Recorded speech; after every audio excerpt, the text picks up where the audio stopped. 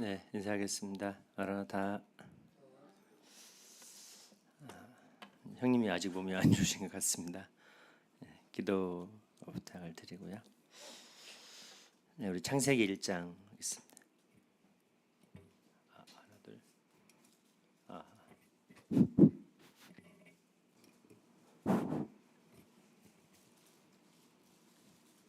창세기 1장 1절입니다. 네, 1절부터 1, 2절 말씀 봉독해 드리겠습니다. 태초에 하나님이 천지를 창조하시니라. 땅이 온전하고 공허하며 흑암이 깊음 위에 있고 하나님의 신은 수면 위에 운행하시니라. 하나님이 이르시되 빛이 있으라 하시매 빛이 있었고 빛이 하나님 보시기에 좋았더라. 하나님이 빛과 어두움을 나누사.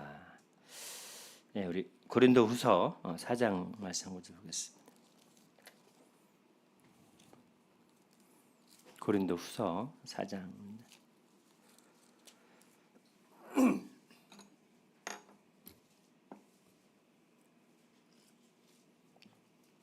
네, 4장 6절 말씀입니다. 찾으셨으면 같이 읽겠습니다. 시작. 어두운 데에 빛이 빛이라 말씀하셨던 그 하나님께서 예수 그리스도의 얼굴에 있는 하나님의 영광을 아는 빛을 우리 마음에 비추셨느니라. 아멘. 우리 오늘 이 시간에 이 빛에 대해서 함께 생각해 보기를 원합니다. 날씨가 많이 덥죠? 다음 주가 처서입니다. 이제 여름을 친다고 처서가 오는데요. 곧 가을이 올 수 있는 소망을 가지시고 사시면 좋겠습니다. 내일이 무슨 날이에요? 광복절이죠. 광복절이 뭐예요? 해방, 독립. 광복이 이제 빛광자에 회복할 복자. 우리 부활할 때 쓰는 부활은 단어는 다 아시죠? 부활, 다시 태어난다. 그 의미가 이제 부활, 거듭 그 부활의 의미인데 죽었다 살아나는 게 부활인데요. 이 광복이라는 뜻은 이제 사전을 찾아보면 빼앗긴 땅과 주권을 도로 찾는 것이다. 그런 뜻이 있다고 합니다. 빛광자에 회복할 복자인데 빛을 회복하다 이렇게 쓰면 되잖아요. 한문 그대로 풀이하면. 근데 이 광복이라는 의미를 우리나라에서는 이제 그 빼앗긴 땅과 잃어버린 주권을 도로 찾은 그날이 이제 광복이다. 우리 힘으로 찾았나요? 네, 우리 힘으로 우리가 싸워서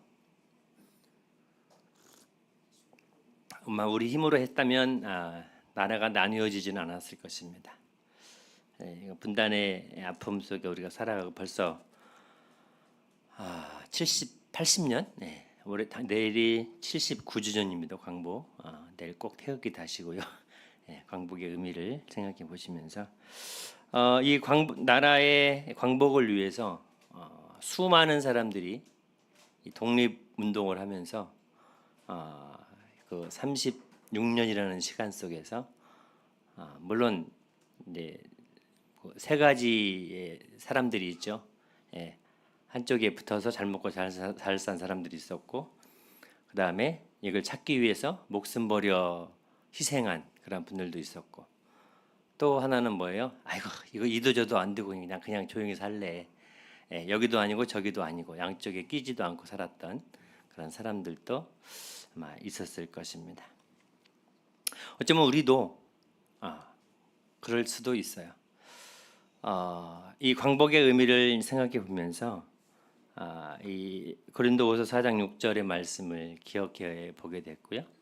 창세기 1장을 우리가 떠올리면서 우리도 원래는 그렇죠? 우리는 원래는 주권을 잃어버린 이 죄로 인해서 잃어버렸죠. 생명을 잃어버리고 주권을 잃어버린. 근데 이것은 우리가 스스로 찾을 수 없는 것이었고 이 빛을 찾아주시기 위해서 우리 영혼의 광복을 위해서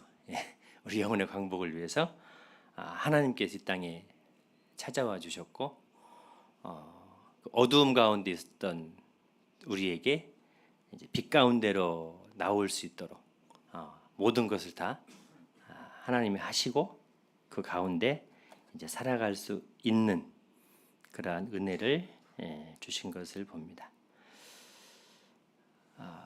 이 광복이라는 의미를 떠올려 보면서 구원받은 모든 사람에게는 개인적으로 광복절이 있습니다. 내가 구원받은 날, 내가 빛 되신 주님을 발견한 날, 이것이 내 영혼의 광복의 날입니다.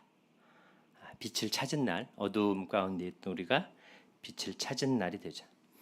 창세기 1장 1, 2절 이후로 보시면 태초에 하나님이 천지를 창조하셨는데 그 시대에 창조하실 때 이 세상의 모습은 2절의 말씀에 있는 것처럼 혼돈하고, 혼돈이 뭐예요?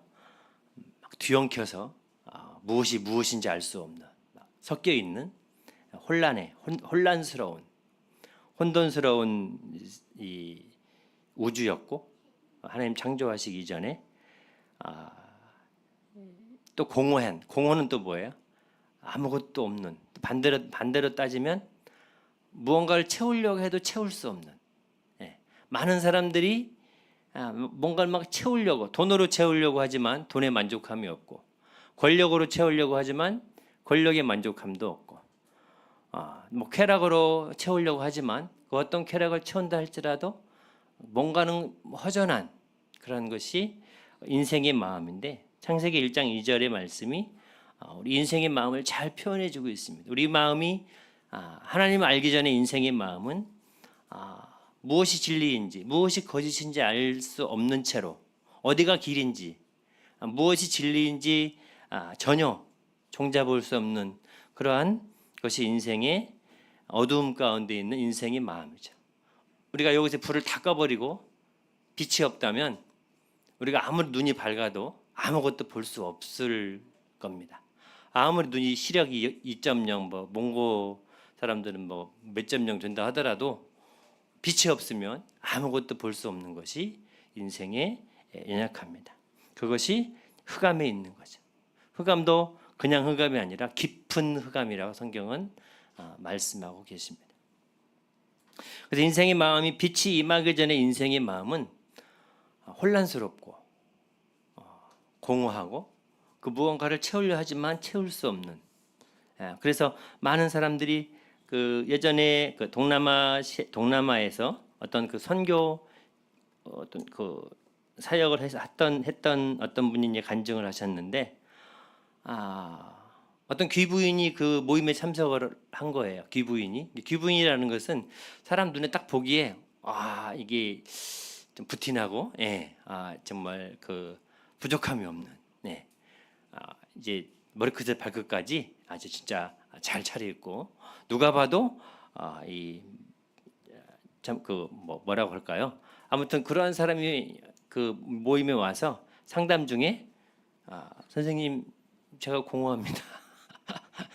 다 갖추고 사람 보기에 정말 부족할 것 없는 그 사람이었는데, 그 사람이 이제 이 어떤 그 목사님 찾아와 성도 선생님 찾아와서 제 마음이 지금 심히 공허합니다 라고 말하더라는 거예요. 이해 가세요? 정말 가난해서 못 먹고 이런 사람이 찾아와가지고 제가 힘들고 공허해서 미치겠어 그러면 좀 이해하겠는데, 누가 봐도 진짜 부족함 없는 사람같이 보이는데 찾아와서 제가 공허합니다. 이 공허함을 채우기 위해서 미친 듯이 돈도 벌어봤고, 이 공허함을 채우기 위해서 정말 내가 외모에 관심을 갖고 막 뜯어 고쳐가면서 채워봤지만 그 어떤 것도 이 공허를 채워줄 수가 없었습니다. 어떻게 하면 좋을까요? 하고 그렇게 찾아온 사람의 이야기를 들은 기억이 납니다. 인생의 마음은 빛을 떠난, 하나님을 떠난 인생의 마음은 그 무엇으로 채우려고 한다 할지라도 그 채울 수가 없어요. 그것이 이제 그 잃어버린 그 빛을 잃어버린 인생의 삶이죠. 그 말씀이 이제 고린도서 4장 6절을 말씀 본 것처럼 어두운 데에 빛이라 말씀하셨던, 이 빛은 태양이 아닙니다. 창세기 1장 처음에 빛이 있으라 하셨던 그 빛은요, 태양이 아니에요. 태양은 넷째 날에 만들어진 거고, 이 빛은 하나님께로부터 나오는 빛이에요. 빛이 있으라 하시니까 빛이 있었고, 그 빛이 하나님 보시기에 좋았더라. 저녁이 되며 아침이 되니는 첫째 날이니라. 성도님들도 다 첫째 날이 계시죠? 엄마 뱃속에서 태어나서 하루 지난 게 첫째 날이 아니고요. 내가 내 영혼의 어두움 가운데 있었는데 말씀의 빛이 내게 임해서 그 빛이 임한 그날이 첫째 날인 거죠. 첫째 날이 다른 첫째 날이 아니고 그 빛이 내게 임한 날. 그래서 어두움 가운데 빛이라 말씀하셨던 그 하나님께서 이 말씀을 잘 보시면 예수 그리스도의 얼굴에 있는 하나님의 영광을 아는 빛을, 예수 그리스도의 얼굴은 어떤 얼굴이냐면 하나님의 영광, 하나님의 영광을 아는 빛. 우리 예수 그리스도를 통해서 하나님을 발견하는 거죠. 이게 우리 스스로 하나님 갈 수 없어요. 내 스스로 하나님을 찾아갈 수 없습니다. 우리나라가 스스로 광복을 나라를 못 찾은 것처럼 누군가의 외부의 힘을 의해서 물론 반쪽이 되었지만 이 주권을 회복했던 것처럼 우리가 스스로 회복할 수 없던 이 주권을 회복하시기 위해서 그 빛을, 예수 그리스도의 빛을, 하나님의 영광을 아는 빛을 우리 마음에 비추셨다라는 것입니다. 무엇을 가지고요?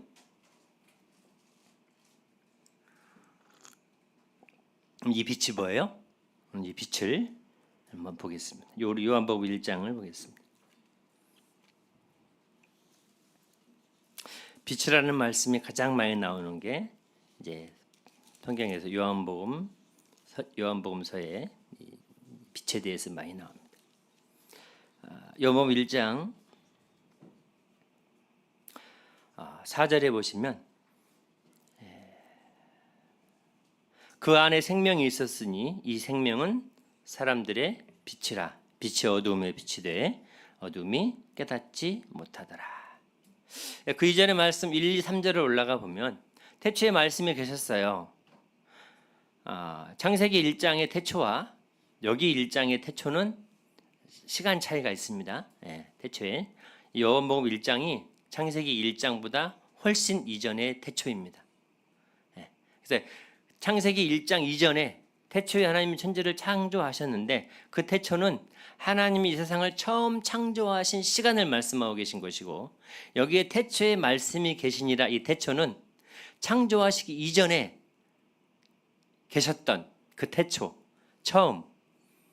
하나님은 처음도 없고 끝도 없어요. 우리 인생이 이해할 수 없는 그러한 부분이죠. 하나님 처음도 없고 끝도 없는 거 스스로 계신 분이고 영원하신 분이고 영원전부터 영원까지 그분 하나님이시고 영원 속에 계신 분. 그 영원 속에 계신 분이 어느 날 시간과 공간과 물질을 만들어 세상을 창조하신 것이죠. 영원 속에서. 그래서 시간이 창조되었고 공간이 창조되었고 물질을 창조하시면서 거기에 당신을 닮은 형상, 하나님의 형상을 닮은 인생을 거기에 두신 것이죠.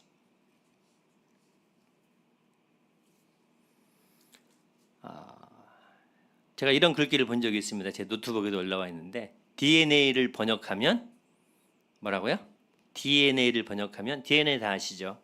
DNA를 번역하면 태초에 하나님이 천지를 창조하시니라가 된다고 합니다. 이게 모든 DNA에는 하나님의 창조의 섭리가 들어있는 거죠. 특히 인생을 향한 이 하나님의 형상을 대로 지음받은 이 인생의 이 닮음은 이 뭐라고 표현할까요? 하나님을 닮다. 형상이라는 단어가 하나님을 닮는 하나님의 그림자, 하나님을 그대로 나타내주는 이것이 이 형상이라는 의미를 가지고 있다고 합니다. 자식이 부모를 닮는 것처럼 누가 봐도 쟤는 당신 형제님 아들이군요. 누가 봐도 형제님 딸이군요. 그런 것처럼 하나님을 닮은 하나님의 자녀들은 하나님을 닮아야 되는데 그 하나님의 닮는다는 것을 우리가 이 예수 그리스도를 통해서 그분의 형상을 이루어 가는 것이 우리의 삶의 이제 목표가 된다고 성경은 말씀하고 계십니다. 근데 이 말씀이 뭐예요? 태초에 말씀이 계셨는데 이 말씀이 하나님이세요. 이 하나님은 천지를 창조하신 분이셨고, 자, 여기에 말씀하신 이 말씀은 성자 하나님, 그가 태초에 하나님과 함께 계셨고 만물이 그로 말미암아 지은 바 되었으되 지은 것이 하나도 그가 없이는 된 것이 없느니라. 이렇게 해서 그라고 말씀하신 이분은 성자 하나님이신 말씀이신 예수님을 가르쳐주고 있는데요. 4절 말씀에 우리가 본 것처럼 그 안에, 예수님 안에, 이 말씀 안에 생명이 있었으니 이 생명이 사람들의 빛이라는 거죠. 사람들의 길을 비춰주는 빛이라는 거죠. 그런데 놀라운 건 빛이 어두움에 비쳤는데 뭐라고요? 어둠이 깨닫지 못하더라. 네, 빛 되신 그분이 이 땅에 오셨어요. 말씀을 가지고. 말씀이신 그분이 이 세상에 오셨어요. 빛을 가지고. 말씀, 빛, 생명, 예수 그리스도, 그분이 이 땅에 오셨어요. 근데 이 세상이, 어두움이 그를 알아보지를 못했어요. 그래서 그 위에 있는 말씀이 뭐예요? 자기 땅에 오매 자기 백성이 영접지 아니했다. 10절 말씀에 뭐라고 해요? 그 9절에 참빛 곧 세상에 와서 각 사람에게 비추는 빛이 있었나니 그가 세상에 계셨으며 세상은 그로 말미암아 지은 바 되었으되 세상이 그를 알지 못하였고. 하나님께서는 하나님의 계심을, 하나님의 살아계심을 하나님은 계시하셨어요. 일반적인 계시가 있고 특별적인 계시가 있는데 하나님께서 이제 특별히 계시해 주신 것들이 있어요. 또 일반적으로 계시해 준 것들이 계시고. 시편 18편인가 19편 가보면 하늘이 하나님의 영광을 선포하고 궁창이 그 손으로 하신 일을 나타내도다. 그렇게 말하고 있어요.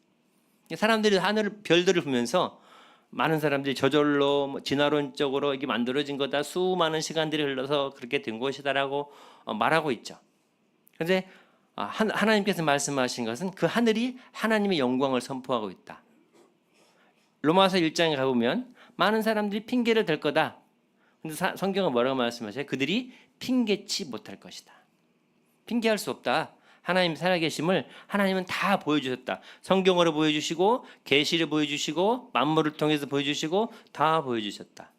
많은 사람들은 그걸 무시하고 그냥 저절로, 나도 절로, 이것도 절로, 다 저절로 됐다라고 살아가고 있는 거죠. 그 왜 그래요? 부인하고 빛이 어두움에 비쳤지만 어두움이 깨닫지 못하죠. 그러니까 이제 이 빛을 증거하기 위해서 누가 왔어요? 이 빛을 증거하러 온 사람이 있는데 그 사람의 이름이 요한이다. 6절 말씀 뭐라고 나와요? 하나님께로부터 보내심을 받은 사람이 났으니 그 이름은 요한이라. 그가 증언하러 왔으니 이 빛에 대하여 증언하고 모든 사람이 자기로 말미암아 믿게 하려 함이라. 그는 이 빛이 아니요 이 빛에 대하여 증언하러 온 자라. 자, 여기 6절 말씀에 보시면 하나님께로부터 보내심을 받은 사람이 있으니 그 이름은 요한이라 그랬어요. 자, 요한만 보내심을 받았나요? 네, 요한만 보내심을 받은 거예요. 여기에 제 이름과 성도님들의 이름을 넣어서 우리 읽어야 됩니다. 맞나요? 하나님께로부터 보내심을 받은 사람이 있으니 그 이름은 송시철이다. 내가 이 땅에 살고 있는 이유는 이 빛을 증거하기 위해서 지금 살고 있는 것이다. 단순히 사도 요한만 빛을 증거하기 위해서 보냄받은 사람이 아니라 하나님께 부름받고 구원받은 모든 사람은 이 빛에 대하여 증거하고 빛을 드러내는 삶을 살 것을 우리에게 말씀해주고 있는 것이죠. 그래야 어두움 가운데 있는 사람들이 빛을 보고, 누구의 빛이요? 내 안에 있는 예수 그리스도의 영광을 아는 빛, 하나님의 영광을 아는 빛을 누가 봐요? 나를 통해서 사람들이 보고, 그죠? 사람들이 보고. 이게 뭐예요? 복음의 빛을 비추는 거잖아요. 마태복음 5장에 너희는 세상의 빛이다. 요한복음 8장 가면 나는 세상의 빛이다. 이렇게 말씀하셨어요. 나는 세상의 빛이다. 주님은 세상의 빛으로 오셨어요. 그분은 스스로 빛을 주시는 분이에요. 우리는요, 나는 스스로 빛을 낼 수는 없어요. 이게 발광체가, 이거 반사체가 있는데요. 예수 그리스도 그분은 빛이에요. 하나님은 빛이시에요. 어두움이 없어요. 그분에게는 모든 빛이 나와요. 근데 우리는 빛을 우리가 낼 수 없어. 우리는 반사체. 그 빛을 받아서 예수 그리스도 하나님의 영광 아는 그분의 빛을 내가 받아서 다른 사람들에게 비춰야 되는 거죠. 그죠? 햇빛을 받아서 거울로, 자, 거울도 햇빛을 받아서 거울로 반사를 시키면 거울이 깨끗하지 못하면 빛이 어떻게 돼요? 퍼져버려요. 비춰지지 않아요. 그 거울이 깨끗해야 그 빛을 제대로 받아서 그대로 내가 원하는 쪽으로 비출 수가 있습니다. 지난 시간에 깨어진 그릇에 대해 말씀을 드렸는데, 하나님이 우리에게 준비하신, 우리 보고 준비하신 그릇은 뭐 좋은 그릇, 뭐 귀한 그릇, 비싼 그릇이 아니라 깨끗한 그릇을 사용하십니다. 그 깨끗한 그릇은 깨어진 그릇이에요. 하나님이 사용하시는 그릇은 준비되고 깨끗한 그릇이고 깨어진 심령 속에서 준비된 그릇을 사용하십니다. 금 그릇, 은 그릇, 뭐 다이아몬드 그릇, 뭐 이런 그릇을 쓰시는 게 아니라 준비되고 깨끗한 그릇을 통해서 그분이 그것을 통해서 일을 하시는 것이죠. 그래서 우리는 요한처럼 요한만 빛을 증거하러 온 사람이 아니라 구원받은 모든 사람은 예수 그리스도의 빛을 증거하러 이 땅에 살고 있는 이유 중에 하나입니다. 그래서 어떤 분들은 우리를 가리켜 이 땅에 있는 그리스도인들은 작은 예수다라고 말합니다. 작은 예수. 예, 예수님은 우리의 큰 형님, 우리는 동생들. 그죠? 작은 예수로 그리스도를 드러내는 그런 삶을 우리가 살아가야 함을 보여주고 있습니다. 시편 119편 105절에 보시면 거기에 그런 말씀이 나옵니다. 주의 말씀은 내 발의 등이요 내 길의 빛입니다. 자, 말씀, 생명, 빛 다 함께 연결된 그러한 말씀입니다. 우리는 이 세상의 어둠이라고 말합니다. 우리가 어디로 가야 할지, 어떻게 살아야 될지 우리는 알 수 없다고 말합니다. 지난 7월 마지막 주에 우리 학생들이 진로를 위해서 일주일 동안 5박 6일 동안 내가 어디로 가야 될지, 어떻게 살아야 될지, 내 10년 후에, 20년 후에, 30년 후에 청사진을 이제 스스로 이제 공부하고 또 발표하면서 학생들을 발표를 보니까 전부 30살 안에는 결혼을 하더라고요. 네, 발표를 보니까 아이들도 셋 이상 다 알 것 같고, 참 빡빡한 프로그램 속에서 이제 힘든 시간들이었지만 그 모습들을 보면서 물론 이제 우리가 생각할 것은 사람의 마음으로 자기의 길을 계획할지라도 그 걸음을 인도하시는 분은 하나님이십니다. 내가 아무리 청사진을 두고 꿈을 꾸고 프로젝트를 연구하고 나 이대로 갈 거야라고 할지라도 하나님이 방향을 트시면 그렇게 되지 않습니다. 어떤 분이 그랬어요. 형제님 올해 계획이 뭐예요? 내 계획은 무계획이야. 계획이 없는 게 계획이야. 멋있죠, 그렇죠? 계획이 없는 게 계획이시래요. 얼마나 멋있어요? 안 멋있나요? 왜 그래? 그랬더니 나는 계획은 세우는데 그 계획은 내 계획이 아니야. 어떻게 될지 몰라. 그러니까 기도만 하고 내 계획은 없어. 그럼 어떻게 사세요? 그랬더니 말씀 인도하는 대로 살아야지. 이게 무엇을 의미하는지 아세요? 어떻게 사세요? 그럼 말씀이 인도하는 대로 가야지. 자, 이게 쉬울까요? 어려울까요? 자, 말씀이 인도하는 대로 가. 이거 뭐예요? 빛이 인도하는 대로 가야지. 그렇게 고백하신 거거든요. 그러니까 이것은요, 하루아침에 나온 말이 아니거든요. 수많은 인생의 시행착오를 겪으면서 살아온 삶을 경험을 하시면서 깨닫는 것이 그건 거예요. 무계획이라는 것은 내 계획이 없다라는 말이에요.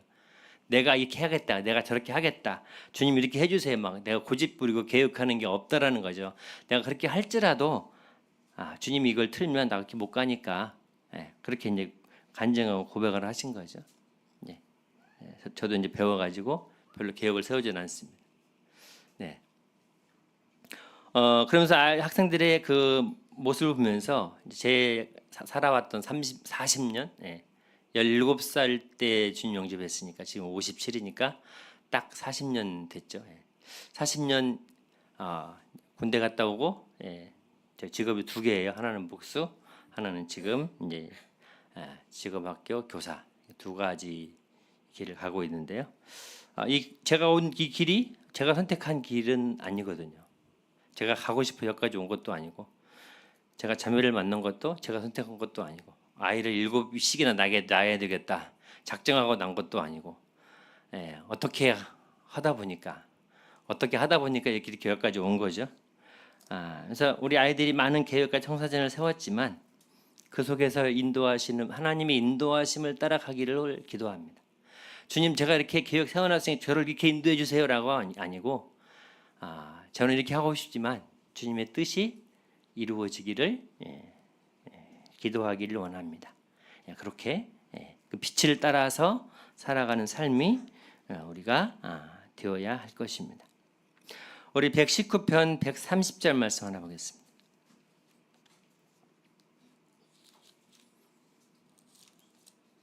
(119편) 하나님 말씀에 대한 말씀을 보시려면 시편 119편의 말씀을 많이 보시면 됩니다.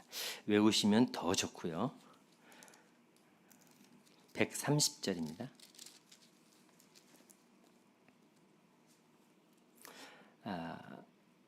같이 읽어보겠습니다. 시작. 주의 말씀을 열면 빛이 비치어 우둔한 사람들을 깨닫게 하나이다.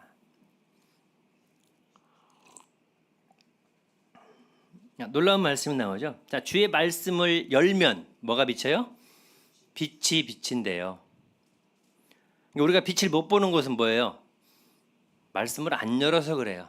말씀을 봐야 됩니다. 그래야 그 말씀을 열어서 봐야 그 말씀이 내가 갈 길을 인도하고 이끌어 갑니다. 여기서는 놓으시고 창세기 12장 1절을 보겠습니다.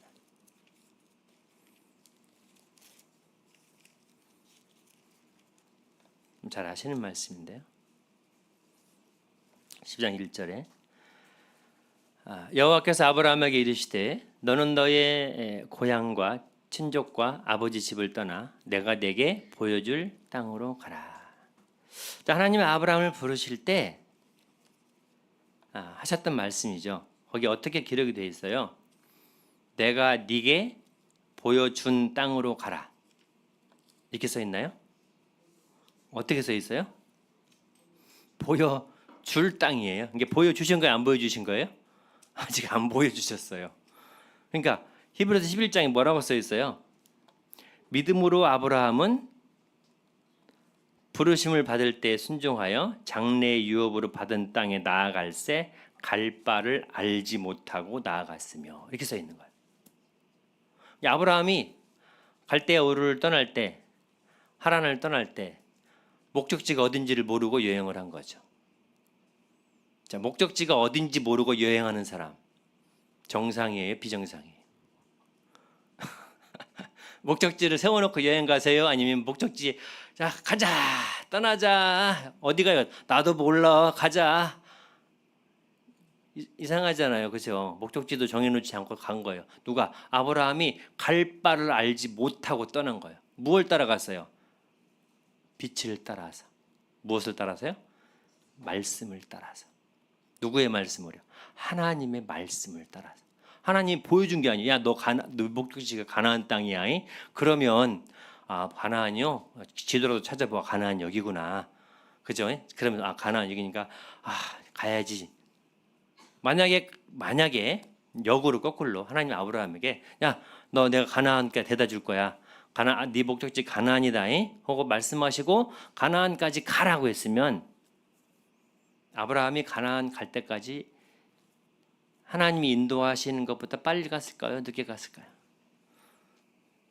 그건 알 수가 없죠. 그런데 만약에 목적지를 알고 여행을 출발했다면 하나님께서 아브라함을 데리고 가시기가 어려웠을까요? 쉬웠을까요? 아마 제 생각으로는, 제 분별로는 좀 더 어렵지 않았을까. 그렇죠? 근데 아브라함은 놀라운 건 뭐냐면 갈 바를 알지 있음에도 불구하고 말씀을 따라서 하나님께서 그때그때 보여주시는 말씀을 따라서 갔다는 거예요. 1절의 말씀 그거예요. 내가 네게 보여줄 땅으로 가라고 하신 것은 정해놓지 않고 그냥 따라와. 내가 가는 대로 따라와라고 하신 거죠. 동방 박사들이 동방에서 별을 보고 따라왔잖아요. 그렇죠? 근데 예루살렘 들어가서 왜 소동을 일으켰어요? 별을 놓친 거예요. 그 별을 보고 왔다가 자기들의 생각으로 하나님의 아들 이 땅에 오실 구세주 메시아 왕이 태어날 장소는 예루살렘이다. 그렇죠? 예. 그 빛을 별을 보고 그냥 가면 괜찮은데 거기 와가지고 그들 생각이 아마도 적어도 왕이 태어나려면 베들레헴 마구간이 아니라 왕궁에서 태어나야 걸맞으니까 예루살렘에 들어가서 소동을 일으킨 거죠. 야, 여기 이스라엘 왕으로 왔다는데 그분이 어디 있느냐 찾은 거죠. 뭘 별을 거기까지는 별을 보고 왔는데 빛을 따라왔는데 거기 들어와서는 이제 예루살렘을 보면서 여기서부터 여기구나 하고 그냥 지레짐작하고 그 소동을 일으킨 거죠. 그리고 다시 이제 빛을 보고 다시 따라간 거죠. 우리가 말씀을 따라 빛을 따라가야 되는데 그걸 놓쳐버리면 우리는 또 이제 방황하게 되고 다시 혼돈 가운데 들어갈 수밖에 없는 것이 우리의 모습입니다. 그러면 우리가 삶의 빛을 잃어버리지 않으려면 우리가 매일의 삶 속에서 우리가 이 말씀을 열고 이 말씀을 통해서 내 발의 등이요 내 길의 빛인데 우리가 거듭나기 전에는 어두움 가운데 있었던 이 빛은 우리를 구원한 광복의 빛이라면 이제는 구원받은 이후의 삶의 빛은 우리의 삶을 내가 주님 좌로 갈 것입니까? 우로 갈 것입니까? 어디로 갈 것입니까? 그 길을 인도하는 것이 말씀에 다 나와 있으니까요. 결혼을 위해 기도하죠? 결혼을 누구랑 합니까? 그리스도 안에서 형제 자매로 하면 되죠. 세상에서 말하는 스펙이나 키나 외모나 이런 건 전혀 거기에 들어가면 안 되죠. 그냥 주님이 인도하시고 주님이 이끌어 주시는 그리스도 안에서 형제 자매로 만나서 결혼하면 되는 거죠. 그게 결혼의 조건 아니에요? 믿는 자들의. 그렇죠? 그게 말씀을 따라 순종하는 거잖아요. 어디 성경에 직장은 번듯해야 되고 배운 거 많아야 되고 이거 스펙이 어디 있어요? 그거 없잖아요, 성경에는. 근데 누가 만들어요? 세상이 만들어 놓은 것을 누가 봐요? 그리스도인들이 말씀에 열고 말씀에 가깝지 않으면 세상의 스펙을 보는 거죠. 주님은 스펙 있는 사람 안 써요. 미안하지만. 누굴 쓴다고요? 깨진 사람들. 지금 저는 못해요. 저는 할 수 없어요. 저 아시잖아요. 그래 내가 너 알아. 아니까 쓰는 거야. 아시는데 왜 써요? 내가 쓴다니까. 네가 하는 거 아니고 내가 쓴다고. 예전에 이명옥 자매님이라고 들어보시면 모르겠지만 어떤 어디 선교지인가 가야 되는 일이 있는데 거기에 이제 영어도 잘해야 되고 기술도 있어야 되고 이제 그런 어떤 자격들이 있는 갖춰야 될 구비되어야 될 자격이 있어요. 외국어도 좀 할 줄 알고 좀 기술도 좀 있고 이런 사람들을 가야 되는데 자꾸 자매님 마음에 주님이 그런 마음을 네가 가라. 지금 자매님 뭐라고 했냐면 주님을 하소연을 하셨어요. 주님 왜 저 할 줄 아는 게 아무것도 없어요. 주님 저 나이도 많고요. 영어 외국어도 모르고요. 가지고 있는 기술도 없고요. 주님이 그때 자매님께 하신 말씀이 그래도 너에게 한 가지 있지 않냐. 그게 뭔데요? 네 마음. 너는 그곳에 가고자 하는 마음이 있잖아. 그걸로 지금 기도하고 있잖아. 저 사람들은 갖추고 있는 건 많이 있는데 마음이 없어. 마음이 있는 네가 가. 내가 할게. 그죠? 하나님께서 일하시는 방법은요. 하나님이 직접 일하실 수 있어요. 그죠? 하지만 하나님이 일하시는 건요. 사람을 통해서 일하시는 거예요. 그건 누군가 가야 돼. 그런데 안 가. 지금 저 못 가. 가고는 싶은데 자격이 없는 것 같아. 어쨌든 주님 말씀에 순종하고 빛 가운데 걸어가는 사람을 하나님께서는 사용하신다라는 거죠. 에베소서 5장을 보겠습니다.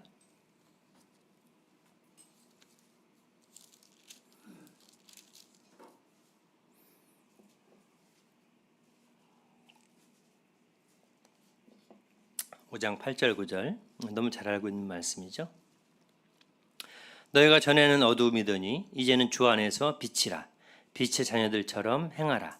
빛의 열매는 모든 착함과 의로움과 진실함에 있느니라. 주를 기쁘시게 할 것이 무엇인가 시험하여 보라. 너희는 열매 없는 어두움의 일에 참여하지 말고 도리어 책망하라.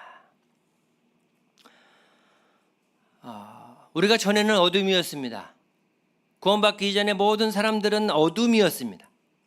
전에는 어두움입니다. 그 다음 말씀이 뭐예요? 이제는, 지금은 뭐라고요? 주 안에서 빛이라. 누가? 내가. 이게 어떻게 하라고요? 빛의 자녀들처럼 행하라. 빛의 열매는 모든 착함과 의로움과 진실함에 있느니라. 14절에 보시면 그러므로 이르시기를 잠자는 자여 깨어서 죽은 자들 가운데에서 일어나라. 그리스도께서 너에게 비추이시리라. 구약에서 이렇게 말씀하십니다. 너 일어나라 빛을 발하라. 일어나라 빛을 발하라. 그런 말씀이 있죠. 자, 예수님 우리에게 빛을 비춰주십니다. 그분이 빛이십니다.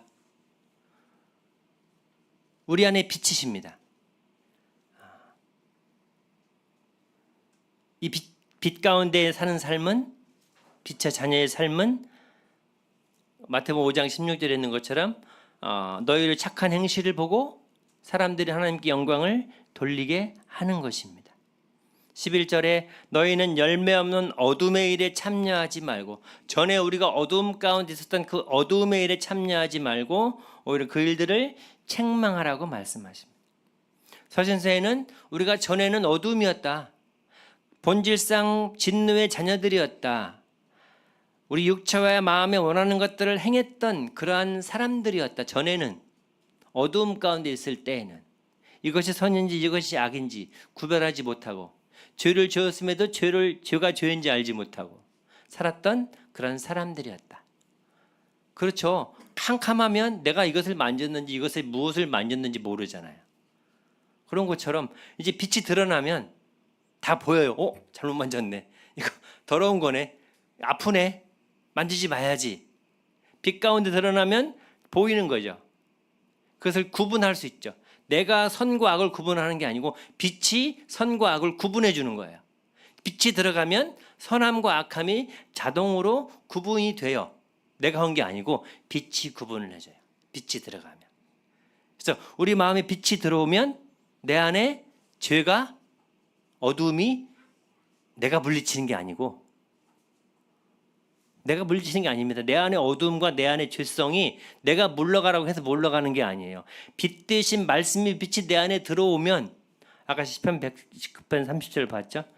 말씀을 열면 빛이 비추어 우둔한 자로 깨닫게 합니다. 그래서 19편에 보면 하나님의 말씀은 순결하여 영혼을 정직하여 이런 말씀이 나와요. 19편에 여호와의 교훈은 계명은 이런 말씀이 나옵니다. 말씀이 내 안에서 역사되고 빛이 빛을 발하면 거울이 아무리 좋아도 깨끗하게 닦여 있지 않으면 빛을 반사할 수 없는 것처럼, 내가 아무리 좋은 거울 마음을 가지고 있다 할지라도 말씀으로, 말씀의 빛이 내를 이렇게 열어놓지 못하면 온전히 참빛 되신 그분을 나를 통해서 드러낼 수 없다라는 거죠. 그래서 14절에 잠자는 자여, 잠자는 자가 누구예요? 나예요. 잠자는 자가 나라고요. 어떻게 하라고요? 깨라고요. 잠자는 사람은 깨워야 되죠. 그렇죠? 죽은 사람은요? 살려야 돼요. 죽은 사람 보고 깨어나라고 하면 안 되죠. 자, 우리가 전에는 죽은 자였어요. 이해가세요? 우리가 전에는 죽은 자였다고요. 죄 가운데 죽은 자. 그런데 말씀의 빛이 우리 안에 들어와서 살렸어요. 우리를 살려주셨다고요. 그런데 이 빛이 우리 안에서 역사를 해야 되는데 우리가 잠자고 있는 거예요. 그러니까 뭐라고 말씀하세요? 일어나라. 빛을 발하라. 그리스도께서 너에게 비추신다. 주님이 비추시는 거예요. 그러면 나를 통해서 그 빛이 드러나는 거죠. 우리가 어두움 가운데 행했던 일들은 부끄러운 일들이에요. 악한 일들이에요. 근데 그것이 부끄러운지 악함인지를 몰라요. 빛이 들어오면 그것이 구분이 돼서 알게 됩니다. 마지막 한 구절만 더 보겠습니다. 잠언 6장입니다.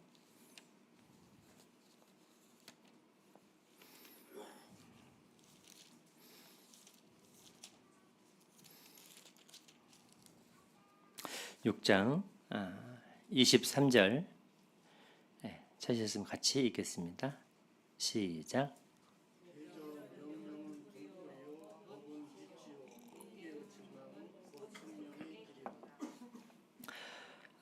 하나님의 말씀, 대제 명령, 하나님의 말씀은 등불이며 하나님의 말씀은 빛이며 하나님의 말씀은 우리의 생명의 길입니다.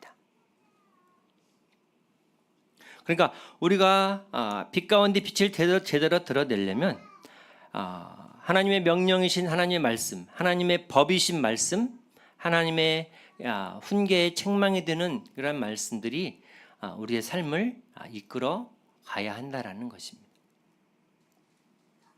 우리는 한 치 앞에 인생길을 알 수가 없습니다.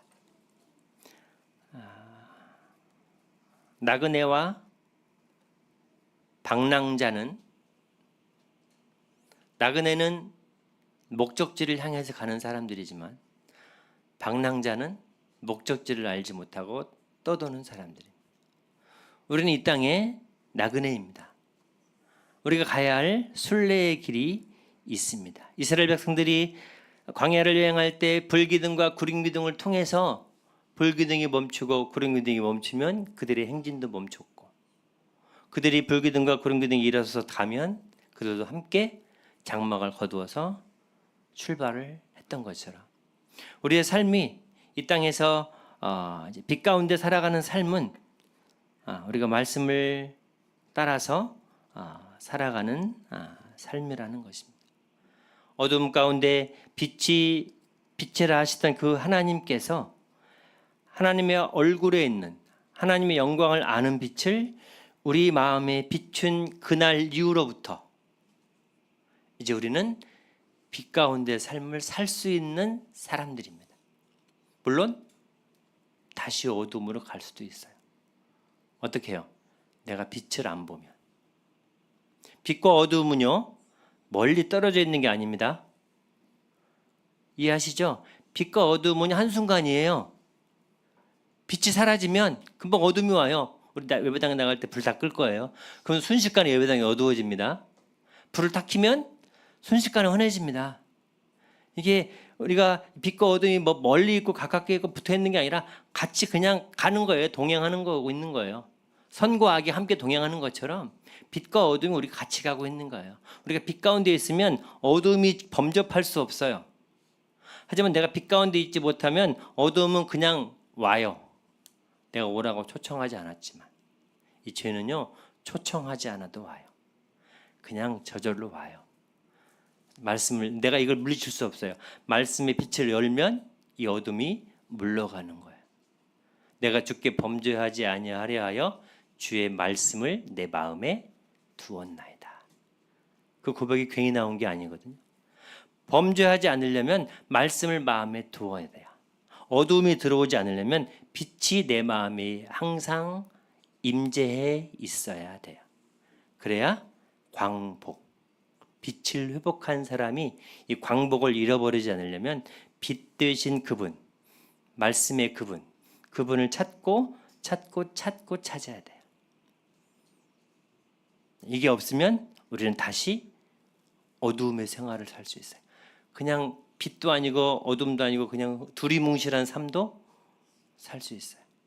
나라를 회복하기 위해서 피 흘려 죽어간 사람들이 있는가 하면 그렇지 않고 내 혼자 잘 먹고 잘 살기 위해서 반대편에서 살았던 사람들이 있는가 하면 이것도 저도 아니고 그냥 그렇게 사는 사람들도 있습니다. 우리 이 땅 가운데 삶도 마찬가지입니다.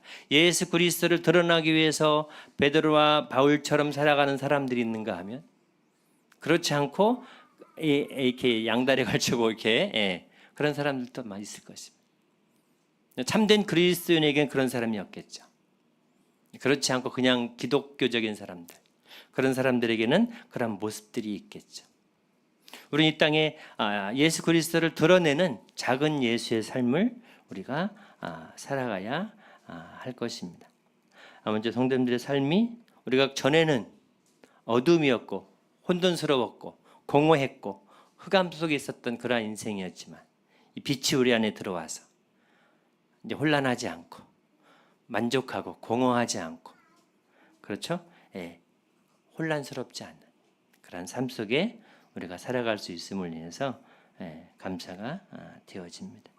우리가 전에는 어둠이었지만 이제는 주 안에서 빛이요 이 빛을 따라 살아갈 수 있는 그런 놀라운 은혜를 우리에게 주신 주님 앞에 감사를 드립니다. 먼저 주님 오실 때까지 이 빛을 따라서 이 말씀을 따라서 살아가는 완전 봉동교회 성도님들 되셨으면 좋겠습니다. 감사합니다.